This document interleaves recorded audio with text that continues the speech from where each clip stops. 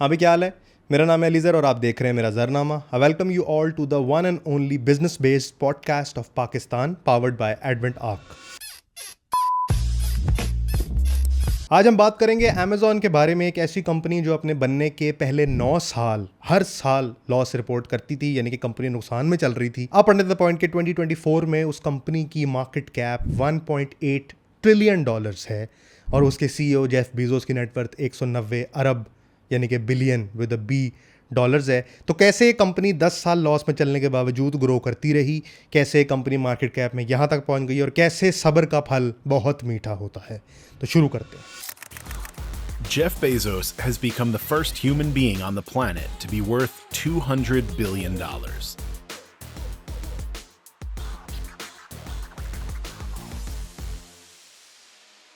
तो साल था 1994। जेफ बेजोस प्रिंसटन से ग्रेजुएट होने के बाद टाइम स्क्वायर पे 6-8 साल धक्के खाने के बाद उसने एक कंपनी फाउंड की जिसका नाम था Amazon.com। उस वक्त तो वो किताबें बेचते थे और 1994 से लेके 2002 तक हर साल लॉस रिपोर्ट करते थे। तो टाइम स्क्वायर पे, वॉल स्ट्रीट पे, इधर उधर इस कंपनी का बहुत मजाक उड़ता था कि यार ये कैसी कंपनी है जो बनी तो बिजनेस करने के लिए लेकिन हर साल लॉस रिपोर्ट करती है। 99 में बेजोस ने एक इंटरव्यू दिया जिसकी एक स्निपेट ये रही।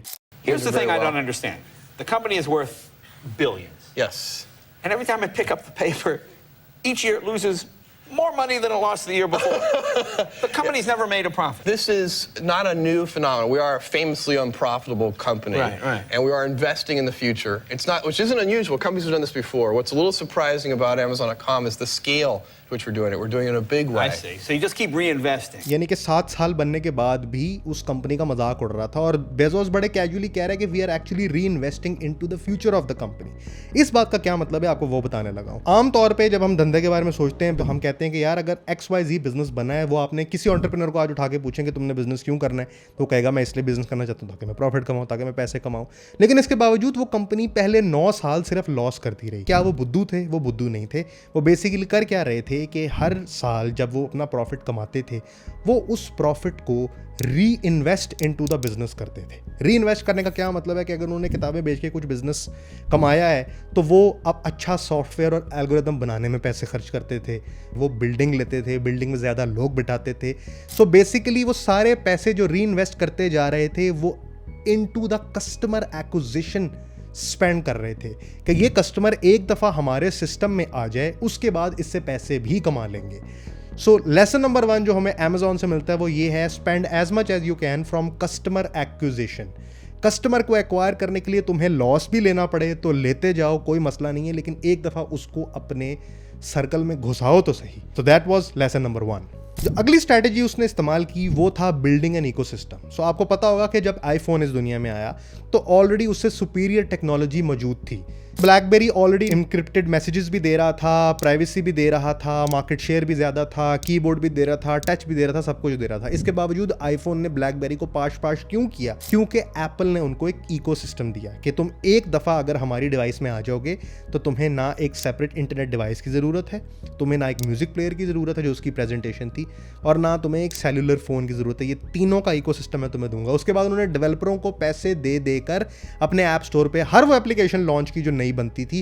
क्यों? क्योंकि वो आपको इकोसिस्टम में लेके आना चाहते थे। अगर आज आपका एक रेस्टोरेंट है जो कि बर्गर बेचता है तो आप इस बात को ऑब्जर्व करें कि बर्गर खाने के बाद इंसान को किस चीज़ की ज़रूरत होती है। आम कुछ लोगों को तो सिगरेट की ज़रूरत होती है, लेकिन यूजुअली लोगों को मीठा खाने की ज़रूरत होती है। तो आप अपने कस्टमर्स को इस तरह ट्रीट करें कि वो एक दफ़ा आपके बायोस्फीयर में आ जाएं तो उसके बाद उनको जाने की ज़रूरत ना पड़े। मीठा भी आप उनको वहीं प्रोवाइड करें, कॉफ़ी भी उनको आप वहीं प्रोवाइड करें, उसके बाद उनका चकना खाने का दिल चाह रहा है वो भी वहीं प्रोवाइड करें।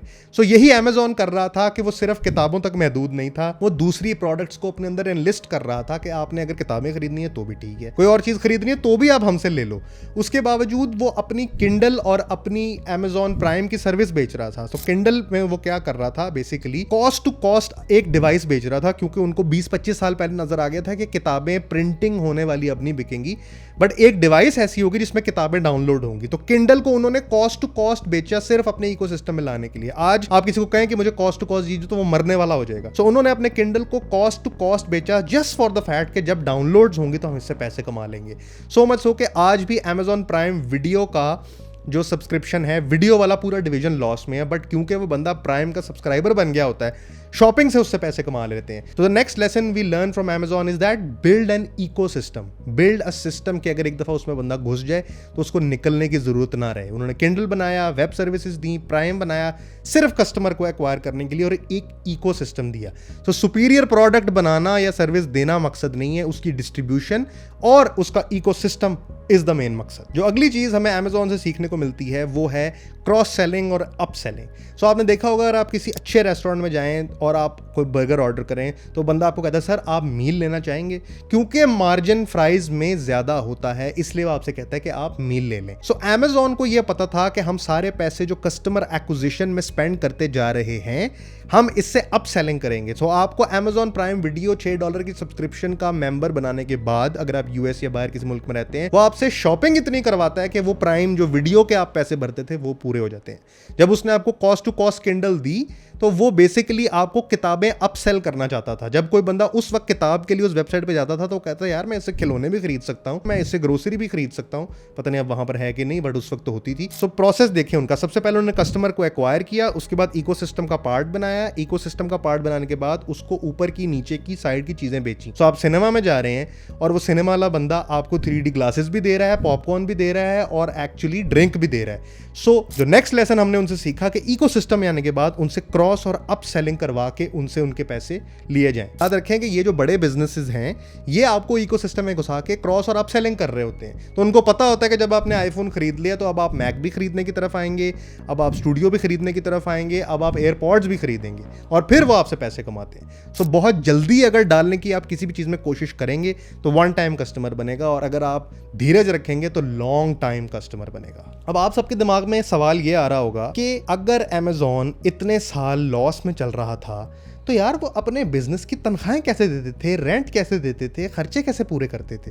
अब इस बात को जरा गौर से समझिएगा। किसी भी कंपनी का लॉस में होने का मतलब ये नहीं है कि उसका कैश फ्लो नेगेटिव में है। आमतौर पे हम जो मौजूदा कैश दराज में होता है उसके हिसाब से अंदाजा लगा रहे होते हैं कि हमने इस दफा प्रॉफिट किया या लॉस किया, बट ऐसी बात होती नहीं है। कैश फ्लो पॉजिटिव होने के बावजूद एक कंपनी लॉस में हो सकती है और कैश फ्लो नेगेटिव होने के बावजूद एक कंपनी प्रॉफिट में हो सकती है। कैश है आपकी सर्विसेज के बिकने या आपकी प्रोडक्ट से बिकने से आपको आने वाला मालो मता जो आपके सामने पड़ा हुआ है या आपके बैंक में पड़ा हुआ है।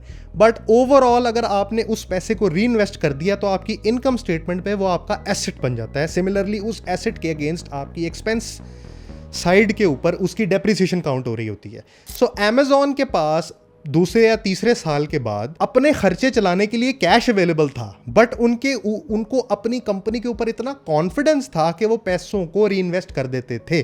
सो कैश फ्लो पॉजिटिविटी की बेस पर एक कंपनी सर्वाइव कर रही थी इवन दो वो लॉस बना रहे थे।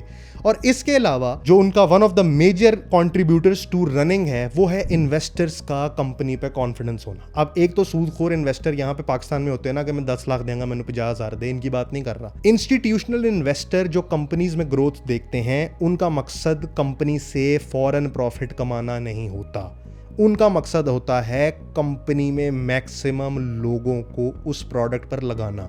Spotify, YouTube, Google, Facebook loss making companies रही हैं क्योंकि उनका विजन इतना बड़ा था कि हमने कस्टमर्स को एक्वायर करना है। उबर करीम भी पहले लॉस में ऑपरेट कर रहे थे। जीपी पॉजिटिव होने के लिए आपको, क्रॉस प्रॉफिट पॉजिटिव होने के लिए आपको मेहनत करनी पड़ती है, कस्टमर्स एक्वायर करने पड़ते हैं, कस्टमर लाना इन बिजनेस का गोल था। तो इन्वेस्टर हर साल कंपनी में पैसा फेंकते थे कि और बड़ा करो और बड़ा करो और बड़ा करो, इतना बड़ा कर दो कि लोगों को शॉपिंग के अलावा इसके अलावा कोई सोल्यूशन ना मिले।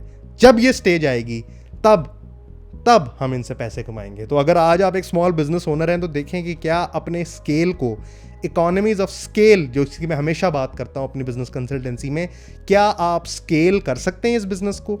अगर आप कोई कस्टमाइज्ड हैंडीक्राफ्ट्स बनाते हैं क्या आप उसको स्केल कर सकते हैं? क्या आप उसकी फैक्ट्री डाल सकते हैं?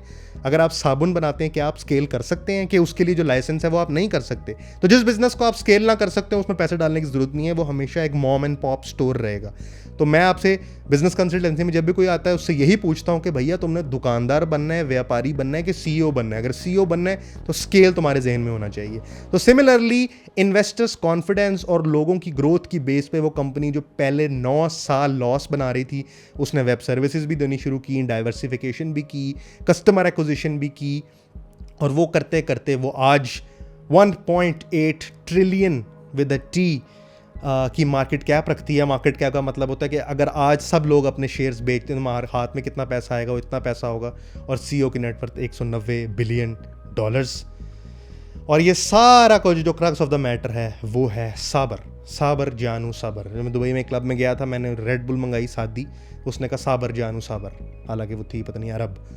तो इसी तरह साबर जानू सबर आपको करना पड़ेगा, आपको धीरज रखना पड़ेगा। अगर आपने कंपनी फाउंड की है, दुकान है तो ठीक है, दराज में इतने पैसे लेके घर जाओ, धनिया पी के सो जाओ। तो ये थी जी अमेजॉन की स्टोरी कि कैसे एक loss making company growth centric और फ्यूचरिस्टिक होने की वजह से आज one of the biggest companies of the world at 1.8 trillion dollars है। और ये मैंने आज आपको बताना था कि लॉस मेकिंग के बावजूद भी कंपनियां ग्रो कैसे कर सकती हैं। तो आप देख रहे थे मेरा Zarnama, which is one and only business based podcast of Pakistan, powered by Adventech. जब आप किसी शॉपिफाई के चमन झींगे का कोर्स लेने से पहले एक डोमेन खरीदते हैं तो जितने की वो आती है उससे कम पैसों में मैंने अपनी 1-on-1 बिजनेस कंसल्टेंसीज का सिस्टम भी ऑन किया हुआ है, जिसमें आप आके अपना बिजनेस आइडिया मुझे बताते हैं और मैं आपको बताता हूँ वो फिजिबल है या नहीं है। वो कैसे आपने बुक करनी है अगर आप सोच रहे हैं अपना बिजनेस शुरू करने के बारे में, उसका लिंक मैंने नीचे दिया हुआ है। इसके अलावा मैंने एक फाइवर का course at the cost of 1 McDonald's meal of 2 people पे लॉन्च किया। अगर आपके पास कोई स्किल है तो इंटरनेशनल मार्केट में उसको किस तरह बेचना है वो भी आप नीचे व्हाट्सएप पर रब्ता करके अपने लिए ख़रीद सकते हैं, लाइफ टाइम एक्सेस। ये वीडियोज़ आपको कैसी लग रही हैं उसका फीडबैक ज़रूर दीजिए, और ये भी बताएं कि अगर आपकी कोई बिजनेस प्रॉब्लम चल रही है मैं अगली वीडियोस पे भी बना सकता हूँ। कमेंट करके या मुझे डीएम करके ज़रूर बताइएगा। This is your boy AG, over and out.